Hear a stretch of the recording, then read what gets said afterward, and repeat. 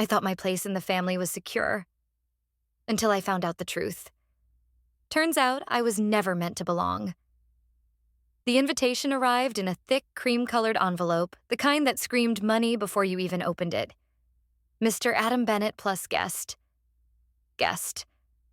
I stared at the word, my fingers tightening around the cardstock. After 3 years of marriage, I was still just a +1 in Marilyn Bennett's eyes. Adam had laughed it off when I showed him.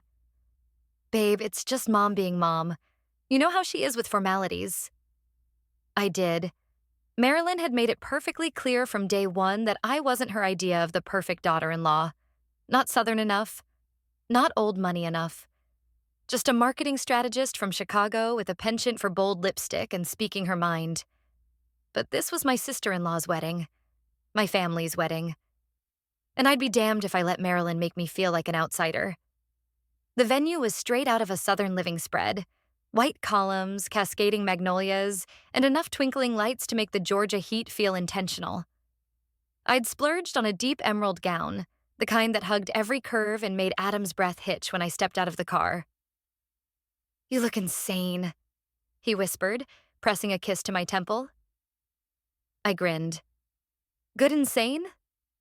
The kind of insane that's going to make my mother clutch her pearls. Perfect. We walked in arm in arm, the string quartet swelling as we passed through the grand entrance. The reception was already buzzing, champagne flutes clinking, laughter floating over the hum of conversation. And then I saw it.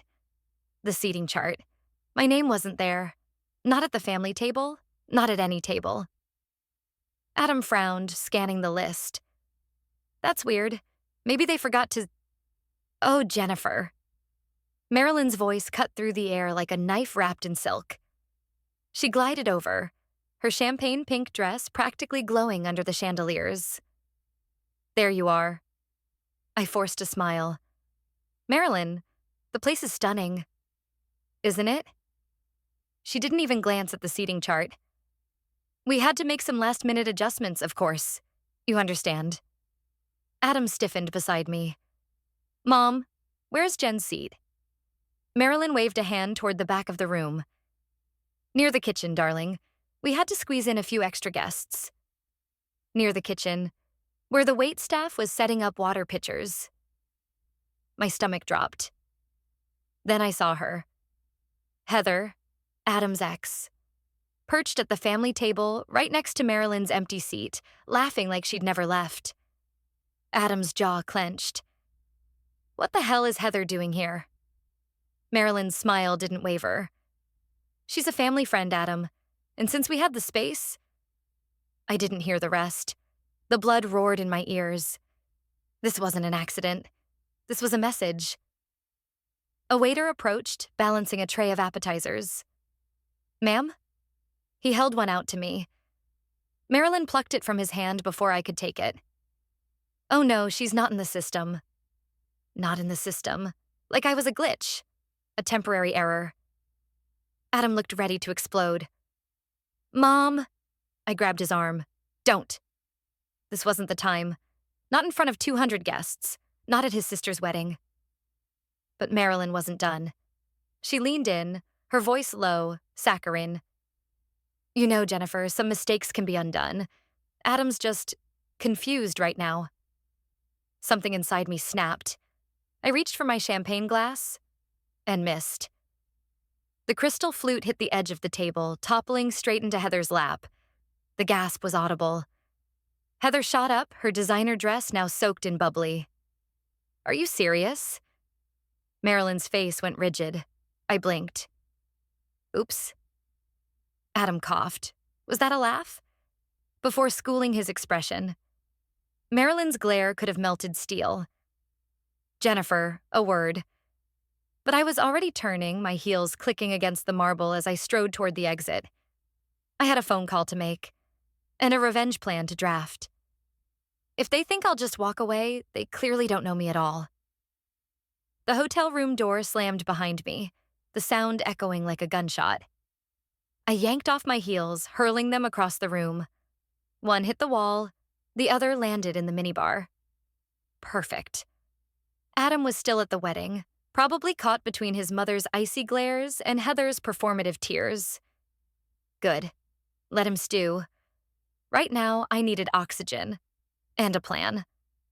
I grabbed my phone and dialed the one person who'd understand. Sasha answered on the first ring. Tell me you set something on fire. Only Heather's dignity. I collapsed onto the bed, the emerald dress wrinkling beneath me. But Marilyn wins this round. Details, now. I spilled everything. The seating chart, the not in the system comment, Heather's smug face at the family table. Sasha's gasp was so loud I had to hold the phone away. Oh, she did not. She did, and it gets worse. I pulled up Instagram, my thumb jabbing at the screen. Check the hashtags. Bring back Heather. Southern classic couple. Even a fan page.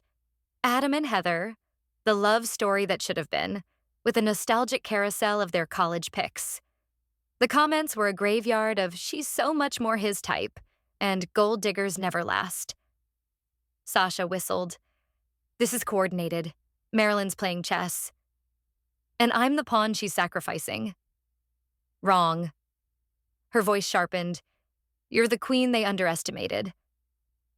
2 hours later, Sasha burst into my room, her laptop tucked under one arm and a bottle of tequila in the other. We're going full Sherlock.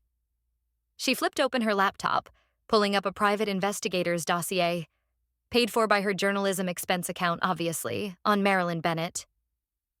Turns out, Sasha said, scrolling through files, your monster-in-law has a pattern. The screen filled with names. Ex-girlfriends of Adam's cousins, a fiancé of his uncle who mysteriously called off the wedding, even a poor intern from Marilyn's charity who dared to flirt with Adam at a gala. All smeared, sabotaged, or scared off. She's a one-woman demolition crew, I muttered, and here's the kicker. Sasha clicked on a financial record. She's funneling family money into Adam's new tech startup, through shell companies. If the IRS finds out... My stomach twisted. Adam's career would implode. And Marilyn? She'd let him take the fall to keep her hands clean. I reached for the tequila. We need proof. Already on it. Sasha grinned. Claire's wedding planner is a friend of a friend. Guess who's got a laptop full of Marilyn's private group chats? The next morning, we lurked outside the bridal suite, pretending to admire a hideous floral arrangement while the planner slipped us the Wi-Fi password. It's Clear and Tyler forever. No spaces, capital C and T, she whispered. Sasha's fingers flew across her keyboard. Okay, we're in the guest network. Now, if Clear's laptop is connected... A list of devices popped up. K bridesmaid, K Tyler phone, and, bingo, K Bennett Mac. Jackpot. I breathed. Sasha hacked away, muttering about firewalls. Then, oh my God. A video file loaded. Marilyn's face filled the screen, her voice dripping with venom. Jennifer's a stain. I'll erase her from Adam's life if it's the last thing I do. I recoiled, even expecting it, hearing her say it. The screen flickered. Sasha cursed. We're kicked off. She must have... A deafening bass line suddenly blasted through the hallway speakers. Beyoncé's Formation roared to life. The okay, ladies, now let's get in formation, echoing off the marble. Sasha's eyes widened. Did I just... Doors flew open. Bridesmaids shrieked. A groomsman tripped over his own pants. And then Marilyn appeared, her face purple with rage. Who is responsible for this? Her gaze locked onto me. I held up my phone, grinning. Oops, wrong playlist. Back in the room, Sasha collapsed onto the bed, wheezing. We are terrible at espionage. But we had the recording, and something else. Leverage. I scrolled through the leaked messages. Marilyn hadn't just trashed me. She detailed everything. The shell companies, the IRS loopholes, even her plan to phase out Adam's co-founder if the startup succeeded. Adam's entire future was a chess piece in her game. My phone buzzed. A text from him. Where are you? We need to talk. I stared at the screen. Did he know? Had Marilyn spun some lie about me causing a scene? Sasha nudged me. You gonna answer? I typed back. Meet me at the fountain. 7 p.m. Come alone. Then I opened my notes app and started drafting a new post. Title, How to Spot a Wolf in Chanel. Sasha peered over my shoulder. Oh, this is evil. I love it. I smirked. Marilyn wants a war? Let's give her one. You stole from me. Now, let's see how you like losing everything. The fountain at the resort was lit with soft blue lights, the water shimmering like liquid sapphire.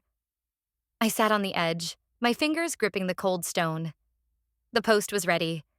Drafted, edited, and loaded with just enough venom to sting, but no names to sue over.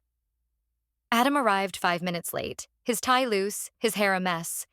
He looked like he'd been running, or hiding. You're still here, he said, like he'd expected me to vanish. I didn't smile. Where else would I be? In the kitchen with the staff? He flinched. Good. I talked to my mother. He started. Let me guess. I swirled a finger in the water. I misunderstood. Heather's just a friend, and the seating chart was a technical error. His silence was all the confirmation I needed. I pulled out my phone and hit play. Marilyn's voice slithered through the speakers. Jennifer's a stain. I'll erase her from Adam's life if it's the last thing I do. Adam's face went pale. Where did you... Your sister's laptop. Your mom's private chat. I leaned in. She's not just coming for me, Adam. She's playing you. Those shell companies funding your startup. If the IRS digs into them, you take the fall. Not her. His jaw tightened. You're lying. I tossed him Sasha's dossier. Read it yourself. He skimmed the pages, his expression darkening. For the first time, I saw doubt flicker in his eyes. I need to think, he muttered, shoving the papers back at me. Then he walked away. Typical. Sasha was waiting in my room, pacing. Well, he's in denial. I flopped onto the bed. But he'll crack. They always do. Then it's go time. She tossed me her laptop. Post it. I opened the draft. Bridezilla's mom, a masterclass in toxic in-laws, and hit upload. The video was chef's kiss perfection. No names, no faces, just a shadowy figure, aka me in a wig, recounting every humiliating detail. The seating chart. The not in the system comment. Even the champagne incident. And then, the kicker, a blurred screenshot of Marilyn's shell company transactions. Sasha grinned. Let the games begin. Within an hour, the comments exploded. OMG, this is so the Bennetts. That family friend is 100% Heather Lawson. Someone call the IRS. By midnight, it had 50,000 shares. By morning, a hashtag trended. # Marilyn the Menace. And then, the DMS started pouring in. Girls Adam had dated in college, a cousin's ex-fiancé, even a former intern from Marilyn's charity, all with the same story. She ruined me too. Sasha scrolled through the messages, whistling. Your monster-in-law's got a body count. I was halfway through compiling the receipts when my phone buzzed. Unknown number. Meet me, coffee shop downtown, 2 p.m., H. Heather. I showed Sasha. Trap? Only one way to find out. Heather was already there, sunglasses on, tapping her nails against a latte. She looked nothing like the smug princess from the wedding. Her smile was tight, her shoulders hunched. I slid into the seat across from her. If this is an ambush, my lawyer's outside. She pushed an envelope toward me. Open it. Inside, screenshots. Marilyn's texts to Heather from last year. Adam needs a real woman, not some marketing nobody. Followed by, play your cards right, and you'll be back where you belong. Heather's voice was barely a whisper. She used me, just like she's using him. I stared at her. Why are you showing me this? Because I'm tired of being her puppet. She pulled off her sunglasses. Her eyes were red. And because I heard about the IRS thing, Adam doesn't deserve that. The irony was almost funny. The ex teaming up with the wife to save the husband from his mother. Sasha, lurking at the next table, mouthed, "Are we trusting her?" I hesitated. Then Heather dropped the bomb. "There's more.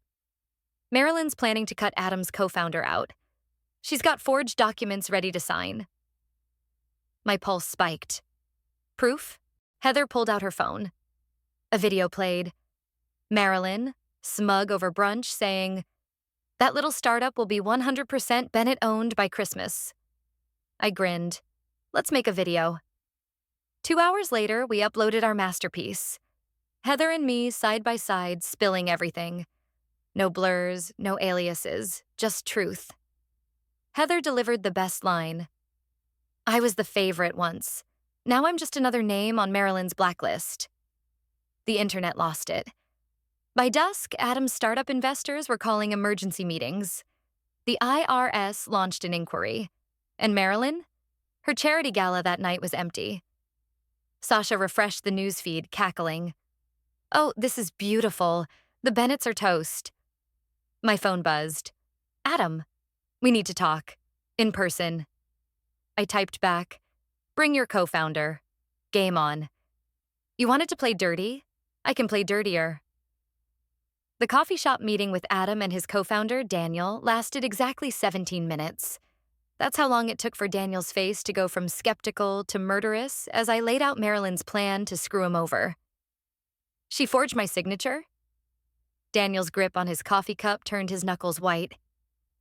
"On what?" I slid the documents across the table. Copies of the amended contracts Heather had leaked. "Merry Christmas," Bennett owned, just like she promised. Adam hadn't said a word since we sat down. Now, he looked at me like I'd handed him a live grenade. "Jen, don't." I stood, tossing a 20 on the table. "Fix it or lose everything. Your choice." Daniel was already dialing his lawyer. Adam just stared at the papers, his jaw clenched. Good. Let him choke on the truth. Sasha was waiting outside, leaning against her car. "Well?" "Daniel's in," I said. "Adam's processing." She snorted. Translation: "He's still hoping Mommy will magically turn into a decent human." I checked my phone. A notification from the resort's event app popped up. Post-wedding brunch. Bennett family reserved. 11 a.m. Perfect timing. "We need one more thing," I said. "Claire's laptop." Sasha's eyes lit up. "Lucky for you, the AV guy from the wedding slid into my DMs." She flashed her screen, a TikTok DM from @TechTyler. "Saw your video. Need help hacking Marilyn?" "I'm in." I grinned. "Is he legit?" "Oh, honey." She winked. "He's got admin access to the resort's Wi-Fi." Tyler turned out to be a lanky 20-something with a nose ring and a "don't mess with it" tattoo. He met us in the business center, towing a cart of equipment. "So," he said, plugging a cable into the router. "You needin' to clear Bennett's MacBook?" I nodded. "Specifically her iCloud backups." "Easy." His fingers flew across the keyboard. Wedding parties all on the same network, and guess who conveniently enabled Find My Mac? The screen flickered. Then, boom, Claire's desktop appeared, her wallpaper a cringy engagement pic with Tyler, the groom, not the techie. Sasha clapped. "I could kiss you." "Later," Tyler said, grinning. "First, let's burn this witch." We scrolled through folders, emails, texts, a goldmine of Marilyn's scheming. Fake invoices for the shell companies. A recorded call with her lawyer. Adam doesn't need to know the money's dirty. And the pièce de résistance, a video draft of Marilyn practicing her brunch speech. Family is everything, which is why we must protect ours from outsiders. I saved it all to a flash drive. "This is it." Tyler smirked. "Want me to loop it to the projector during her speech?" Sasha and I exchanged a look. "Oh, we're doing better than that," I said. The brunch was held in the resort's grand ballroom, all chandeliers and white linen.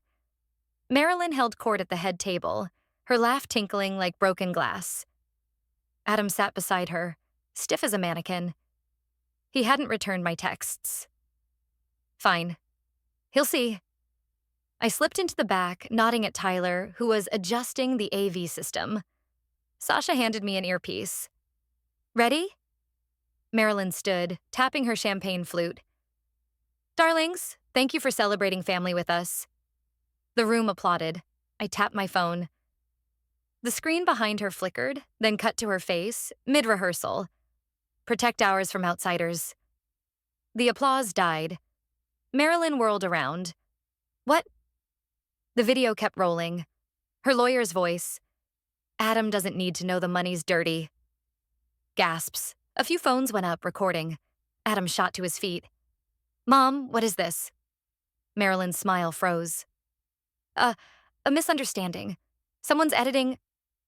I stepped forward. Oh, we're not done. Tyler queued up the final clip. Marilyn snarling at Clear's laptop camera. Jennifer's a stain. I'll erase her.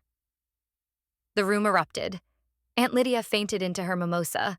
One of the uncles started yelling about fraud. And Marilyn? She looked at me with pure, unfiltered hatred. I held up a small gift box, the kind you'd find at a place setting. Almost forgot. This is for you. She snatched it open. Inside, a reserved placard and a note. This time, there's a seat. For shame. The fallout was instant. Daniel filed a lawsuit against Marilyn for fraud. The IRS froze the Bennett family accounts. And Adam? He finally texted, I'm sorry, meet me at our spot. Sasha handed me a martini as we watched Marilyn's charity board resign via Twitter. So, you gonna forgive him? I sipped my drink. Depends if he's ready to choose me. She grinned. And if not? I pulled up the draft of our new website, the Stain Club, a platform for women like Heather, like me, like all of Marilyn's victims.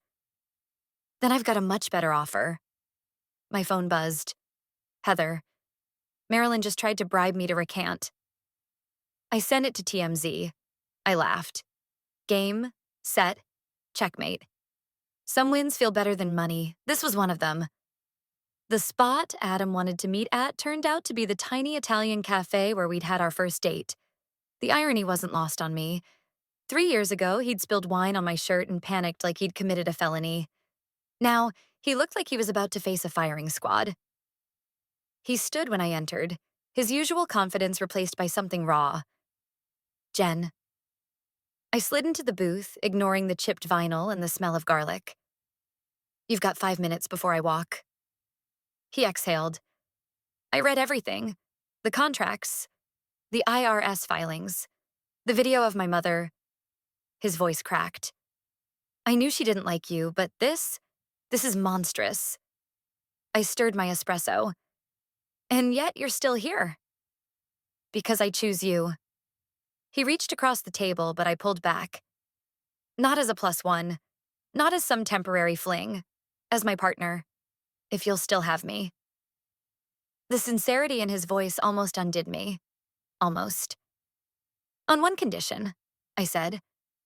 We do this my way. Equal say in finances. No more family meetings I'm not invited to. And if your mother so much as looks at me sideways, we cut her off. Adam's jaw set. Done. I studied him. The Adam I'd fallen for was in there. The one who'd defended my karaoke obsession to his snobby cousins. Prove it. He pulled out his phone, dialed a number, and put it on speaker. Marilyn answered on the first ring. Adam, thank God. The lawyers are— I'm done. He said, calm as a sniper. You lied to me. You used me. And if you ever want to see me again, you'll apologize to Jennifer. Publicly. The silence stretched. Then, click. Adam's hands shook. That's the first time I've ever hung up on her. I reached for his hand.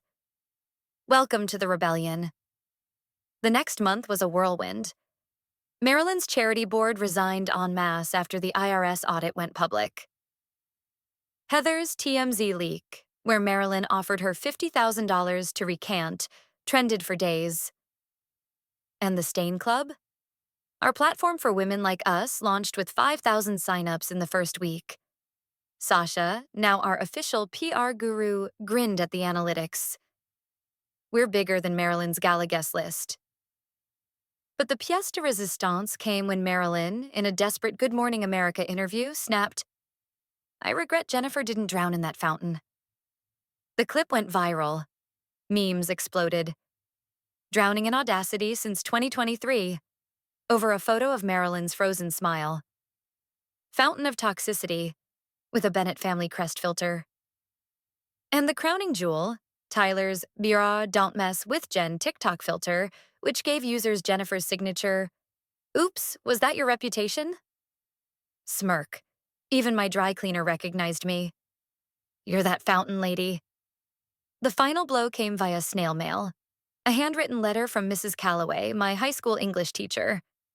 "Jennifer, I remember you arguing with the principal about the dress code. If boys can wear shorts, why can't I? You've always fought for fairness. Now, you're not just fighting. You're leading an army. Proud doesn't begin to cover it. E. Calloway." I framed it and hung it in our new office, right above the signed copy of Heather's official Blacklist member certificate. Adam and I rebuilt slowly. Therapy, joint bank accounts. A very public Instagram post of us at City Hall renewing our vows, with Marilyn not invited. At our 1-year stay-anniversary party, Heather, now our head of community, raised a glass. To the women who refused to be erased. As the crowd cheered, Adam whispered, "You were right. This is better than money." I kissed him. "Told you so." And when Marilyn's Forbes interview dropped, how I lost everything and found humility, the only comment I left was, "Reserved seats available. Bring your own shame." Thanks for watching. Subscribe now and hit the notification bell so you don't miss more unbelievable real-life stories.